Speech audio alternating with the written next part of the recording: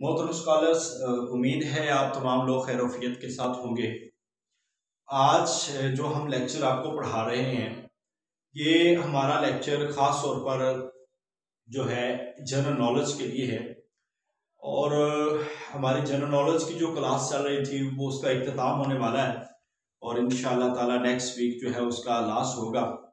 और साथ में जो लेक्चरर के हैं हमारे फिज़िकल एजुकेशन के हैं, हमारे अरेबिक के हैं, इस्लामिक स्टडी के हैं, तो आपके हवाले से ये एक एक्स्ट्रा चीज़ है जो हमने आपके लिए रखी है। ना हमने इसकी जो है बाकायदा तौर पर आपको कहा था, मगर इसलिए रखा है क्योंकि ये 20 नंबर बड़े इंपॉर्टेंट होते हैं। और 20 नंबर अगर आपके इसमें से हाफ भी आ जाए ना, 12-13 नंबर भी, तो ये बहुत ज़्यादा फर्क डालते हैं आपके फाइनल टेस्ट के अंदर। सो आप अपने आप को इस लिहाज से प्रिपेयर करें कि हमने थोड़ा बहुत इसको तैयार करना है।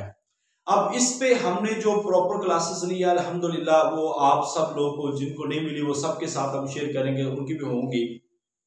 इसमें हमने इंग्लिश की क्लासेस ली हैं, मैथमेटिक्स की क्लासेस हो रही है हमारी, हुई है, और उर्दू की हुई हैं, इसमें हमारी इस्लामियात की हुई हैं जनरल नॉलेज पे, इस पे हमारी हिस्ट्री की हुई है, तारीख और इसके बाद मुताला पाकिस्तान की क्लासेस हुई हैं, इसके बाद हमारी एवरीडे साइंस की क्लासेस हुई हैं, फिर हमारी इसमें जो क्लासेस चल रही हैं वो जनरल नॉलेज पे हुई हैं।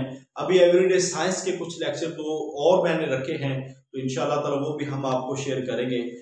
कोई लोग क्लास नहीं ले पाते और उनको हम ये लेक्चर जो है ना वो वीडियो में प्रोवाइड कर देते हैं, लिहाजा परेशान होने की बात नहीं है, ये चीज़ें आपको अवेलेबल हो जाती हैं। और अभी हमारी कंप्यूटर की क्लास जो है वो चल रही है। सो एक मैक्सिमम कोशिश की है, हमने कोशिश की है कि आपको एक एक चीज़ से गुजारा जाए।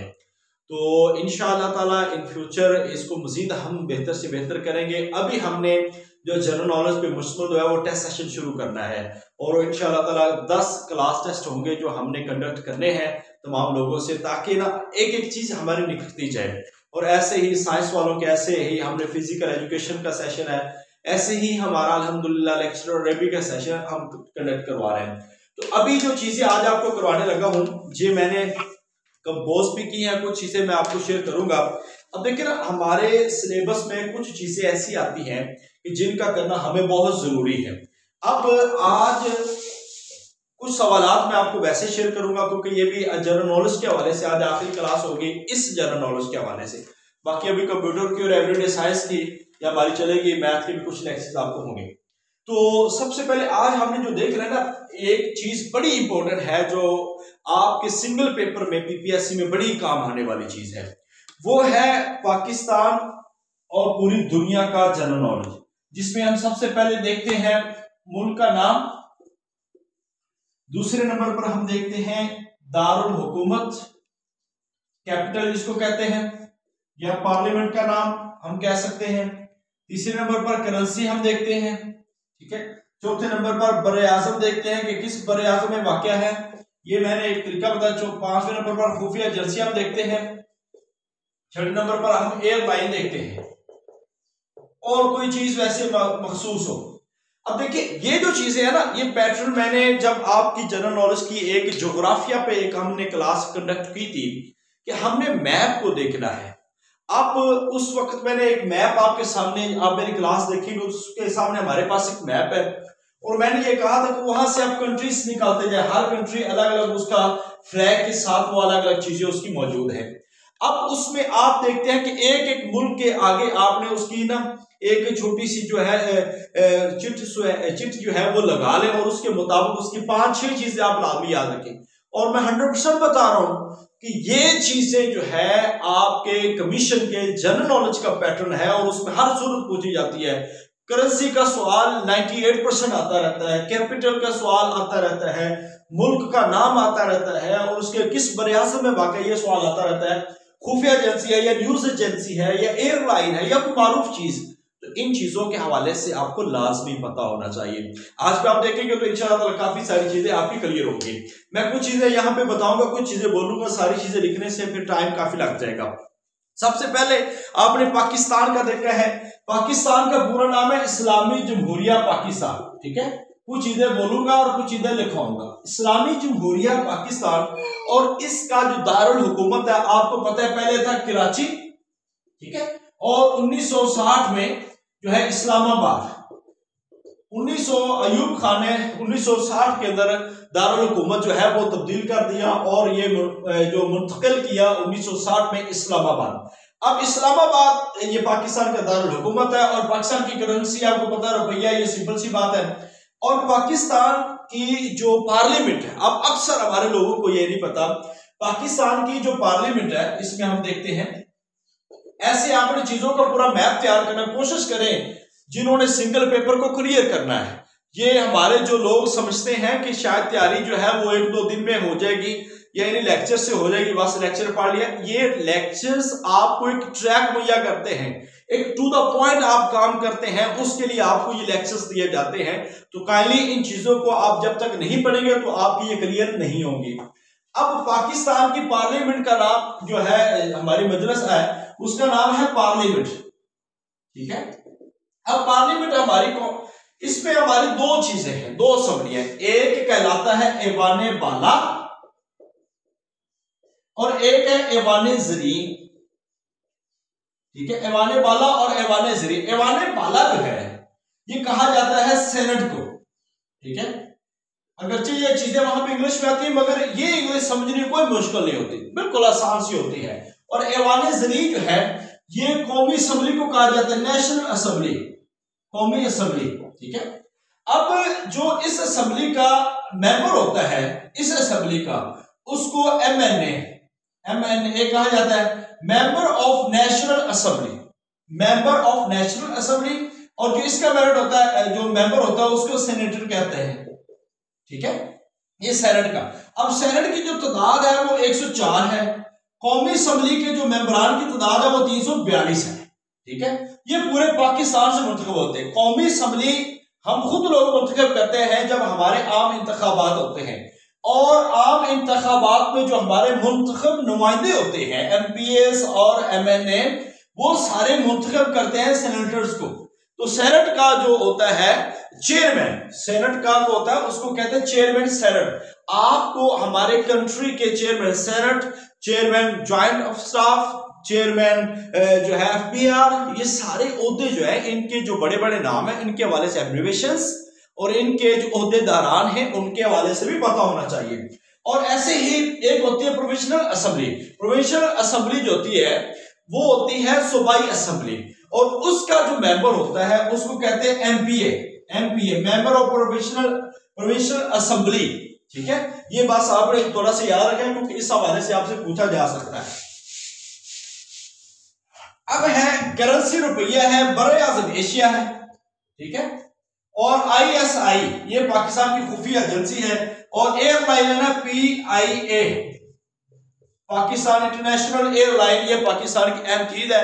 और कोई मारूफ चीज जो है वो आपको पता है, बादशाही मस्जिद है, इस हवाले से लाहौर का शाही किला है या मीनार पाकिस्तान है, ये पाकिस्तान की मारूफ चीजें हैं। इसके बाद आ जाती भारत पे। अभी मैं कुछ 4-1 मुल्क के बताऊंगा, फिर इंशाल्लाह बोल के आपको बताता जाऊंगा। भारत का दारुल हुकूमत है दिल्ली, दिल्ली जो है, दिल्ली जो है ये दारुल हुकूमत है भारत का। और भारतीय जो पार्लियामेंट है उसको कहा जाता है लोकसभा। ये पेपर में सवाल आया हुआ है कि भारतीय पार्लियामेंट का नाम जो है वो लोकसभा है, लोकसभा। और वहां पे भारत में जो आजकल पार्टी की हुकूमत है वो बीजेपी, ठीक है, भारतीय जनता पार्टी, भारतीय जनता पार्टी, ये उसकी हुकूमत है। अब भारत के अंदर भी रुपया है, उसकी करेंसी भी रुपया, और पाकिस्तान की भी करेंसी रुपया है, मगर तकरीबन अब भारत के जो है वो हमसे डबल है। यानी कि पाकिस्तानी अगर 100 हो तो इंडिया का सिर्फ 50 बनेगा, और इंडिया का 100 हो तो पाकिस्तान का 200 होगा, यानी कि वो करेंसी से हमसे डबल है। इसके बाद है जी बरे आजम। बरे आजम हिंदुस्तान में, बरे आजम एशिया में है, और दुनिया का सबसे बड़ा बरे आजम जो है वो बरे आजम एशिया है, और आबादी के लिहाज से भी सबसे बड़ा बरे आजम एशिया है। अब आप देखिए कि इसकी जो खुफिया एजेंसी है उसका नाम है रॉ, ठीक है। अब मैं ये चाहूंगा कि आज नहीं बल्कि आप लोग इसकी एब्रीविएशंस अगर आप देखें तो इनकी एब्रीविएशंस भी आपने देखनी है एक एक चीज की, ताकि उसके हवाले से आपको पेपर में एक आधी एब्रीविएशन लाजमी पूछी जाती है। करेंसी कभी पूछ ली जाती है, कभी किस जो है सब कंटिनेंट में वाक़ है, कंटिनेंट में वाक़ वो पूछ लिया जाता है, कभी कैपिटल पूछ लिया जाता है, कभी पूरा नाम पूछ लिया जाता है। तो अब इसकी जो एयरलाइन है एयर इंडिया इसकी एयरलाइन है, ये आपने याद रखना है। इसके बाद ही भारत के अंदर आपको पता है मारूफ चीजें जो है वो जो मारूफ ताजमहल है आगरा के अंदर, वो बड़ा मारूफ है, वो आपने देखना है। और जो लाल किला है दिल्ली के अंदर वो बहुत मारूफ है, वो आपको पता होना चाहिए। ये भारत के अंदर जो बड़ी बड़ी चीजें मौजूद हैं, शाही मस्जिद भी वहां पे मौजूद है। इसके बाद अफगानिस्तान। अच्छा, अफगानिस्तान के हवाले से आपको बता दें कि ये वो कंट्री है जिसने पाकिस्तान की मुखालफत की थी, ठीक है, और इसको कबूल नहीं किया था। सबसे पहले ईरान ने, और इन्होंने आखिर पे कह रहे कबूल किया था, और इन्होंने बड़ी मुखालफत की थी। अब अफगानिस्तान का जो कैपिटल है वो काबुल है। अफगानिस्तान का कैपिटल काबुल है, और अफगानिस्तान के अंदर जो करेंसी चलती है, इनकी मजलिस का, इनकी जो पार्लियामेंट है उसका नाम है मजलिस, और इसके अंदर करेंसी जो चलती है वो अफगानी चलती है, अफगानी। और ये भी एशिया के अंदर मौजूद है, ये भी एशिया में मौजूद है। और इसकी जो है खुफिया एजेंसी भी है, एयरलाइन भी, वो एयर अफगान जो है वो मारूफ बताई जाती है। एयर अफगान जो है वो मारूफ इसकी है एयरलाइन। और खाद जो है इसकी खुफिया एजेंसी है अफगानिस्तान की। इसके बाद आता है चीन जो है ये इसका दारुल हुकूमत है बीजिंग जो है इसका दारुल हुकूमत है। और इसकी करेंसी जो है वो आपको पता है यॉन जो है इसकी करेंसी है। और इसमें एशिया के अंदर ये भी मौजूद है। और इसकी जो है MSS इसकी खुफिया एजेंसी है, MSS इसकी खुफिया एजेंसी है, ये भी मौजूद कहां पे है, एशिया के अंदर, MNSS। और एयर चाइना जो है वो इसकी एयरलाइन है, बड़ी सरकारी एयरलाइन, यहां पे जिक्र उनका है। अब इसके बाद जो है वो है ईरान का दारुल हुकूमत तेहरान है, और करेंसी वहां पे रियाल है, और एशिया के अंदर मौजूद है। और ईरान एयर जो है वो इसकी एयरलाइन है। इसके बाद बांग्लादेश का दारुल हुकूमत जो है, बांग्लादेश का पुराना नाम है मशरकी पाकिस्तान बांग्लादेश का पुराना नाम है। और इसका दारुल हुकूमत है ढाका, और टका इसकी करेंसी है, और एशिया के अंदर मौजूद है। और इसके विमान बांग्लादेश एयरलाइन, आपने सुनी हुई ना विमान एयरलाइन। अब अक्सर ये लोग समझते हैं कि विमान जो है वो एयरलाइन है इंडिया की, विमान एयरलाइन जो है वो बांग्लादेश एयरलाइन है। इसके बाद है सऊदी अरब का दारुल हुकूमत कौन सा है, रियास। जद्दा बड़ा शहर है मगर कैपिटल है रियास, और उसमें जो करेंसी चलती है वो रियाल है, और एशिया के अंदर वाक़ है। और सऊदी अरेबियन एयरलाइन जो है वो इसकी बड़ी जो एयरलाइन है। और बैतुल्ला और हरमैन शरीफैन जो है वो इनकी मारूफ चीजें वहां पे मौजूद हैं। इसके बाद है मुत्तहिदा अरब अमारात को कहते हैं UAE, इसको कहते हैं यूनाइटेड अरब एमिरेट्स जो है, ये मुत्तहिदा अरब अमारात की जो 6 रियासतें हैं उसको कहा जाता है। और इसका कैपिटल जो है वो दुबई नहीं है, वो अबू धाबी है, जिसको अबू धाबी कहा जाता है। और इसमें दिरहम करेंसी चलती है, और ये एशिया के अंदर वाक़या है। और इत्तेहाद एयरवेज जो लिखने की जरूरत नहीं है, मेरे ख्याल से आपको समझ आ जाएगा। इत्तेहाद एयरवेज जो है वो इसकी करेंसी है, वो इसकी एयरलाइन है। इसके बाद जो आता है बर्तानिया का जो कैपिटल है वो लंदन, और पाउंड इसके अंदर जो है वो करेंसी है। और मगरबी यूरोप में ये मौजूद है। और MI6 MI6 जो है ये इसकी खुफिया एजेंसी है और ब्रिटिश एयरवेज इसकी एयरलाइन है। इसके बाद रूस, रशिया जिसको बोला जाता है, इसका कैपिटल है मॉस्को। मॉस्को रूबल इसके अंदर करेंसी है। और यूरोप और एशिया, यानी कि यूरोप में ये ज्यादा वाक़या है और एशियाई रियासतें अमूमन वो बनती हैं जो सोवियत यूनियन का हिस्सा थी। अब सोवियत यूनियन के बाद वहां पे 6 जो आजाद रियासतें बनी है, काजाकिस्तान है, ताजिकिस्तान है, तुर्कमेनिस्तान है, उज्बेकिस्तान है, किर्गिस्तान है, ये सारी रियासतें। और FSD इनकी खुफिया एजेंसी है। और एरोफ्लॉट जो है वो रशिया की जो एयरलाइन है। इसके बाद है फ्रांस का कैपिटल है पेरिस। मैं ये सारी चीजें लिख नहीं रहा क्योंकि ज्यादा थोड़े वक्त में ज्यादा चीजें हमारी क्लियर हो जाए और आपको ना सुनने से इंशाल्लाह काफी हद तक ये चीजें याद रहेंगी। इसलिए मैं आपको पढ़ा रहा हूं कि कम से कम इन चीजों से आपको गुजरना है। तो फ्रांस जो है, पेरिस इसका कैपिटल है, यूरो इसके अंदर करेंसी चलती है और मगरबी यूरोप में ये मौजूद है। और डिकोस जो है ये इसकी खुफिया एजेंसी है। और एयर फ्रांस जो है इसकी सरकारी एयरलाइन है। इसके बाद है अमेरिका का जो कैपिटल है वो वाशिंगटन डीसी है। अक्सर लोग न्यूयॉर्क समझते हैं, वाशिंगटन डीसी जो है ये इसका कैपिटल है और अमेरिकी डॉलर है और शुमाली अमेरिका में ये वाक़या है। और इनकी खुफिया एजेंसी है CIA इनकी खुफिया एजेंसी है। और अमेरिकन एयरलाइंस जो है वो इसकी एयरलाइन है। अब ये चीजें आपको, कई चीजें तो सुनी हुई हैं, कई चीजें अभी आपको समझ आ रही हैं। यही चीज है कि आपने इस पैटर्न को लेकर आपने अपने जनरल नॉलेज को बेहतर करना है। इंशाल्लाह इसके बाद भी क्लासेस जो होगी वो थोड़ा सा डिफरेंट स्टाइल से लेंगे। जर्मनी का जो कैपिटल है वो बर्लिन और करेंसी इसमें यूरो। और यूरोप के अंदर वाक़ है BND जो है इनकी खुफिया एजेंसी है। और लुफ्तसाना जो है, लुफ्तसाना आई थिंक है इसकी जो एयरलाइन है वो मैं अभी आपको शेयर कर दूंगा, ये बड़ी मारूफ एयरलाइन है। उसके बाद ऑस्ट्रेलिया कैनबरा जो है इसका कैपिटल है ऑस्ट्रेलियाई डॉलर। एक अमेरिकी डॉलर है, एक कैनेडी डॉलर है और एक ऑस्ट्रेलिया डॉलर है, और भी डॉलर है मगर ऑस्ट्रेलियन डॉलर इसकी करेंसी है। और बरे आज़म ऑस्ट्रेलिया में ये वाक़या है। और ASIS ये इसका दारुल हुकूमत है। और कंटस एयरवेज लिमिटेड जो है वो इसकी एयरलाइन है। भूटान का कैपिटल है थम्फो, निगल्ट्रम इसकी करेंसी है, एशिया में वाक़या है। और ड्रक एयर जो है वो इसकी एयरलाइन है। इसके बाद तुर्की जो है इसका अंकरा दारुल हुकूमत है।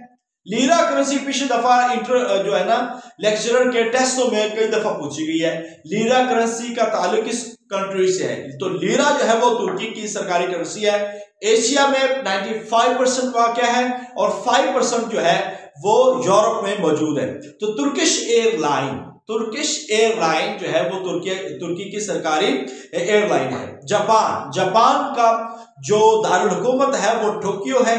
येन उसकी करेंसी है, एशिया में वाक़या। और जापान एयरलाइंस जिनकी सरकारी एयरलाइन है। इसके बाद है कनाडा की एयरलाइन जो है कैनेडियन डॉलर इसकी करेंसी है। और कैनेडियन डॉलर जो है इसकी करेंसी बोली जाती है। और अटवा, ठीक है, टोरंटो कहा जाता है, ये इसका जो है कैपिटल है। और शुमाली अमेरिका के अंदर एयर कनाडा इसकी एयरलाइन है। श्रीलंका जो है इसका जो है काठमांडू इसका दारुल हुकूमत है। और जो रुपया इसकी जो करेंसी है। और एशिया के अंदर वाक़या है श्रीलंकन एयरलाइंस। श्रीलंका के कैपिटल के हवाले से भी मैं थोड़ा सा कंफ्यूज हूं, मैं वो बताता हूं। मालदीव का यह है वो मालदीव का कैपिटल क्या है? माले। और रोफिया इसमें करेंसी है, एशिया के अंदर वाक़या है। ऐसे एक है वेटिकन सिटी का कैपिटल भी वेटिकन सिटी है और वेटिकन लीरा उसमें चलता है। और यूरोप के अंदर वाक़या ये आपने जो कंट्रीज हैं वो देख रहे हैं। और इसके बाद मिस्र का कैपिटल जो है वो काहिरा। और मिस्र जो है आराम मिस्र के हवाले से भी बड़ा मारूफ है। और मिस्र वो मुल्क है जिसके अंदर पाउंड करेंसी चलती है। और ये अफ्रीका के अंदर वाक़या इजिप्ट एयरलाइन जो है ये सरकारी एयरलाइन है। और इसके बाद है इंडोनेशिया का दारुल हुकूमत जकार्ता, एशिया के अंदर वाक़या है। और रिंगट मलेशिया के अंदर भी रिंगट कलसी है। और कुआलालंपुर महातीर मोहम्मद का ताल्लुक जो है वो मलेशिया से था, और मलेशियन एयरलाइन जो है वो इनकी करेंसी है। तो ये जो अभी जो नोट्स है इंशाअल्लाह ताला ये भी आपको शेयर कर दिए जाएंगे, आपने इसको देखना है। इसके बाद चंद एक और चीजें हैं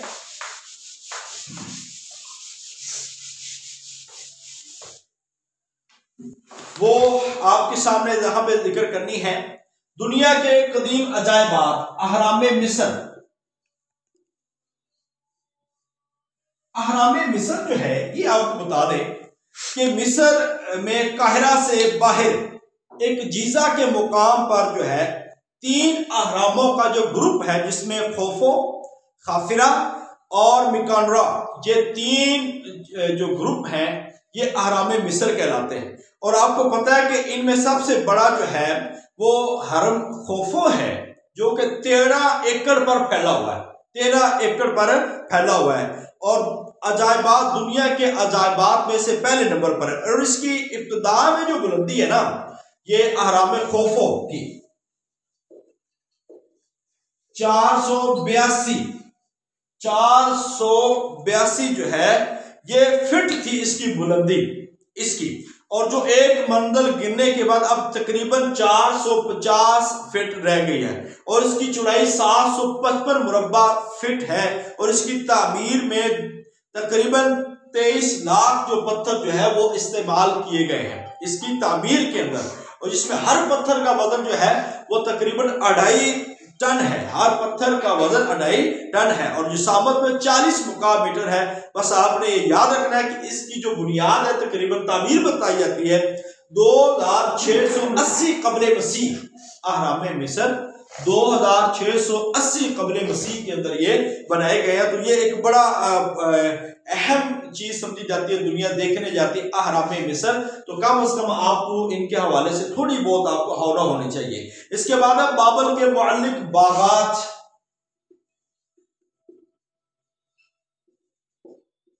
अब ये समझा जाता है कि बाबर के जो मुअल्लिक लटके हुए बागात हैं, बड़े ऊंचे ऊंचे बाग हैं, इसमें से ये अजायबात पर दूसरे नंबर पर आता है। और ये बुख्ते नसर के अहद में बाबर, जो कि इराक का शहर है, कलदानी सल्तनत का, जिसमें अहया हुआ था, और उन्होंने ये अजीम शान जो है बागात तामीर करवाए थे। हकीकत में ये बाग ऐसी बुलंद जगह पे लगाए गए थे जो 350 फुट तक पहुंच चुकी थी इसकी बुलंदी। ऐन चोटी पर बड़ा हौस और वहां पे फिर ये बागात लगाए गए थे, इसलिए ये ऊंचे ऊंचे बागात है, जिसकी वजह से इनको कहा जाता है कि बाबर के मुअल्लिक बागात। इसके बाद जो अहम चीजें हैं वो आप देखें, मारूफ जंगों के हवाले से आपको थोड़ी सी हौला होनी चाहिए, ताकि इसके हवाले से कोई भी सवाल हो तो आप उसके जवाब दे सके। सबसे पहले यहां पे देखें जंगे आजादी। अब जंगे आजादी जो है आपको पता है 1857 में हुई है। जंगे आजादी 1857 में। अंग्रेज इसे गदर का नाम देते हैं, मुसलमान और हिंदू जो है इसको जंगे आजादी का नाम देते हैं। और ये बड़े पैमाने पर सिविल नाफरमानी की बुनियाद पर हुई थी। और इसमें बहादुर शाह जफर, जो कि मुगलिया बादशाह का आखिरी फरमानरवा था, वो मौजूद थे और अंग्रेजों हुकूमत के खिलाफ तहरीक चलाई गई थी। और झांसी की रानी जो है वो इसमें एक अहम लीडर समझी जाती है। अगरचे इस जंग में हिंदुस्तान के मुसलमानों को शिकस्त हुई और बाकायदा तौर पर पूरे हिंदुस्तान के ऊपर जो है वो अंग्रेजों का कब्जा हो जाता है। तो ये जंग आजादी थी 1857 से शुरू हुई है और मीरठ शहर के अंदर इसका आगाज हुआ है। इसके बाद है मशहूर जापानी जंगे। जो जापानी जंगे है ना, जापानी जंगे जो है ये 1894 और 95 तक ये लड़ी गई है। असल में कोरिया के मसले पर ये जापानी जंगें लड़ी गई हैं और ये जंग जापान ने जीती थी, जिसके नतीजे में फार्मोसा जापान के हिस्से में आया। क्योंकि ये एक जंग का 2-3 हिस्से हैं, बस आपने इतना याद रखना है कि जापानी जंगें कौन सी हैं। तो रूसी और जापानी जंगें,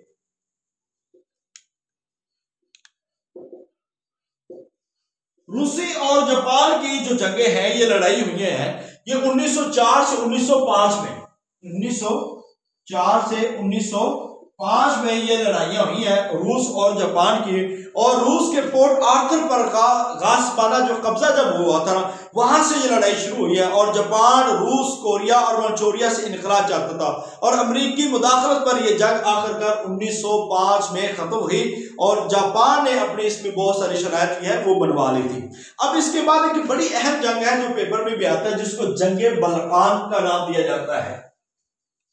जंगे बल्कान, जंगे बल्कान है ये 1912 के अंदर और 13 के अंदर हुई है। ये असल में जंग बल्गारिया और सर्बिया के तरफ से तुर्की के जो यूरोपीय इलाके पर कब्जा के लिए की गई थी 1912 और 13 में। ये अगर सवाल आ जाए तो 12 इसका जवाब लगाना है। ये सर्बिया और बल्गारिया की तरफ से थी, और तुर्की के जो इलाके हैं उस पर कब्जे के लिए ये लड़ी गई थी। इसके बाद जंगे अजीम अव्वल, जंगे अजीम अव्वल जो है ये आपको पता है 1914 से 1919 इसका साल है असल में। अब जंगे अजीम अव्वल जंगे बल्कान के फौरी बाद हुई है, और इसके अंदर मैंने आपको बताया कि ये दुनिया की बड़ी कौमों में एक बड़ा पहला मार्का था, जिसमें जर्मनी, ऑस्ट्रिया, तुर्की, दो इत्तेहाद थे ना, एक इत्तेहाद था जर्मनी, ऑस्ट्रिया, तुर्की, ठीक है, और एक तरफ था बर्तानिया, रूस, फ्रांस। ये तीन इत्तेहाद थे बड़े बुनियादी, तो ये लड़े थे और इस इत्तेहाद को शिकस्त हुई थी। इसी वजह से जो है तुर्की को बाद में उसकी सल्तनत को खत्म किया जा गया। इसके बाद है जंगे अजीम दोयम, स्पेन की जो जंग है 1936 में शुरू हुई। एक और जंग है जिसका नाम जंगे सफेन 1936 में। अब मैं इसकी डिटेल यहां पे नहीं बता रहा, मगर आपको एमसीक्यूज यहां पे आते हैं। 1936 में।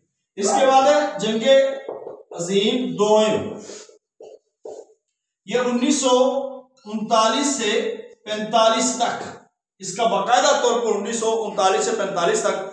और जर्मनी हिटलर की क़यादत में जब दोबारा और अपने इलाकों की वापसी का इसने जब मुतालबा किया तो पहली जंग अजीम में खो गए थे।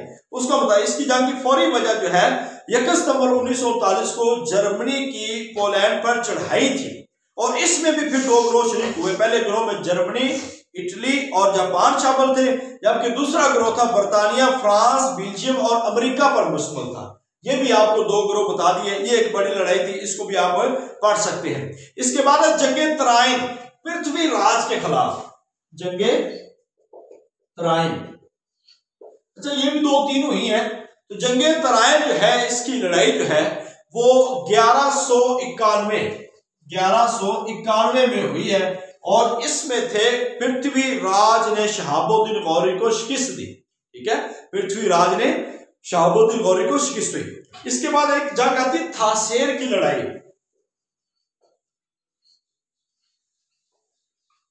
थासेर की जो लड़ाई है ये आपको बता दें, ये 1192 में हुई है।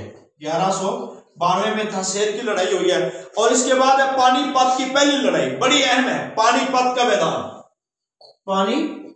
ये हिंदुस्तान के अंदर पानीपत की जो पहली लड़ाई है वो जो है 1526 के अंदर ये लड़ाई हुई है। 1526 के अंदर पानीपत की जो पहली लड़ाई है 1526। बाबर ने इस लड़ाई में इब्राहिम लोदी को शिकस्त देकर जो बरसगीर पे जो है मुगलिया सल्तनत की बुनियाद रखी।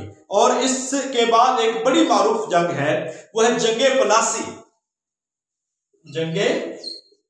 इसके बारे में सिराजुद्दौला के खिलाफ और अंग्रेजों के दरमियान जो लड़ाई हुई है, बरतानिया के अमीर उल बहर नेशनल ने जब जिसमें लॉर्ड क्लाइव ने सिराजुद्दीन को इसमें शिकस्त दी, जिससे बंगाल में मुस्लिम हुकूमत जो है वो खत्म हुई और हिंदुस्तान में ईस्ट इंडिया कंपनी की हुकूमत शुरू हो जाती है और उनका इक़्तिदार आता है। तो इसमें लॉर्ड क्लाइव ने सिराजुद्दौला को 1757 में शिकस्त दी और वो अपनों की वजह से है। और इसके बाद जो है मुख्तलिफ और लड़ाइयाँ हैं जो इस लिहाज से बड़ी इंपॉर्टेंट समझी जाती हैं। तो आपको कुछ मुजस्मे और कुछ चीज़ें और भी थी, मगर वो आज के लेक्चर में सिर्फ इतना ही काफ़ी है और ये चीज़ें मैं आपको शेयर कर दूंगा। इसके लिए what is what, who is who, ये किताब जो है बड़ी अहम है। कौन क्या है, ये बड़ी किताब अहम है, इसको आप जनरल नॉलेज में ज़रूर देखिएगा। अच्छा, ये जनरल नॉलेज ये नहीं है कि सिर्फ आप किसी पेपर में काम आएगा, आपका कोई भी पेपर होगा आपको उसमें ये काम आएगा। तो 20 नंबर को पीछे नहीं छोड़ा।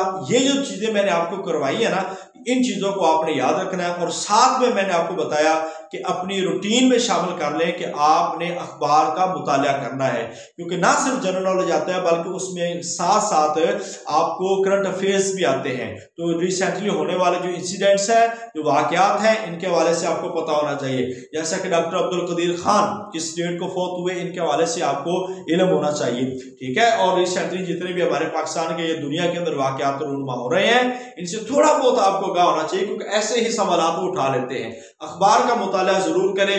अल्लाह ताला मेरा और आपका हामी नासिर हो। ये जनरल नॉलेज एक ऐसी जो है ना लामहदूद एक जगह है, एक ऐसी बेस है जिसमें आप इतना भी पढ़ते जाए तो कम है। सो आप अपने आप को इम्प्रूव करें और रोजाना की बुनियाद पे जनरल नॉलेज जो है उसको थोड़ा बहुत देखें, क्योंकि ये मैंने वो चीजें बताई है कि इन चीजों को आपने टच करना। बहुत सारी चीजें करवा दी हैं, बहुत सारी चीजें आपने करनी है, लिहाजा अपने आप को इसके लिए लगाएं और प्रिपेयर करें। इंशाल्लाह जब ये आप करेंगे तो आपके लिए आसानी से आपको समझ आ जाएगी। अल्लाह ताला मेरा और आपका हामी नासिर हो। आज हमारी जनरल नॉलेज की आखिरी क्लास है एजुकेटर्स के खास तौर पर। बाकी चीज़ें अभी हम डिस्कस करते रहेंगे, अभी टेस्ट भी होंगे, तो इसको थोड़ा बहुत पढ़ते रहें। और जो मॉडल पेपर हैं हमारे, जो मॉडल पेपर हैं आई थिंक इनके हैं, मुझे अभी ज़हन नहीं आ रहा, वो मारूफ मॉडल पेपर है एडवांस प्रिपरेशन वालों के, तो वो आपने पढ़ने हैं, उनको थोड़ा बहुत देख लीजिएगा। 21 और 20 साल के वो ज़्यादा अच्छे हैं। अल्लाह ताला मेरा और आपका हमें नासिर हो। अस्सलाम वालेकुम रहमतुल्लाहि व बरकातहू।